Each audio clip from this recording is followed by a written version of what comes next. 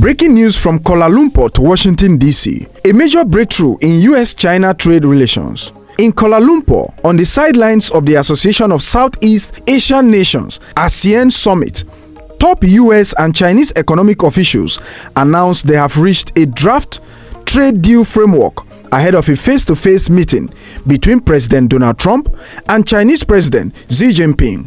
According to U.S. Treasury Secretary Scott Bessent, the framework would avert the threatened 100% U.S. tariffs on Chinese goods set for November 1st and will secure a deferral of China's rare earth minerals and magnets licensing regime for roughly a year.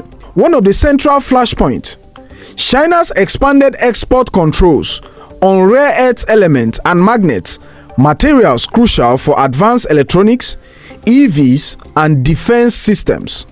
In response, Washington had threatened sweeping trade retaliation, but the new framework reportedly offers an off-ramp, allowing both sides to pause punitive moves and engage in broader trade talks. Agriculture is also high on the agenda. China had purchased 0 U.S. soybeans in September for the first time in years, a major blow to American farmers. Under the new framework, China is expected to revive substantial U.S. soybean imports, giving hope to U.S. agricultural exporters. Other key areas covered include fentanyl precursor chemicals, a major U.S. concern, the future of the social media app TikTok, and access to rare earth supply chains.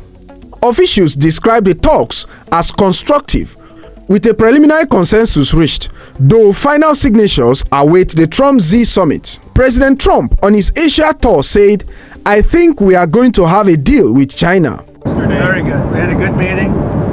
We'll see what happens. I don't know if anything's going to happen, but we'll see. They'd like to do a deal. We'll see. Right now they're paying, I guess, 50% tariff. But we had a great meeting. It's happy birthday. I want to wish the president happy birthday. Okay? It's his birthday today. Did you know that? No. He's a very vigorous guy, actually, and I was very impressed. But today's his birthday, so happy birthday. All right, would you let him know, please?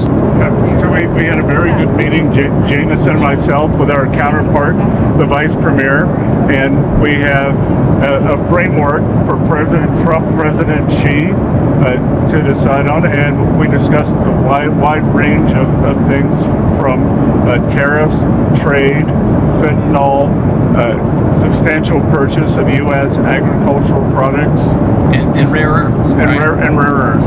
Most of But nothing has been agreed to yet. How do you feel But we feel good. I mean, we feel good. Ronald Reagan loved tariffs. He used them sparingly, which he probably would make a mistake. He made a mistake in that. And again, I was the biggest fan of Ronald Reagan, but on finance, on trade, it wasn't his strong suit.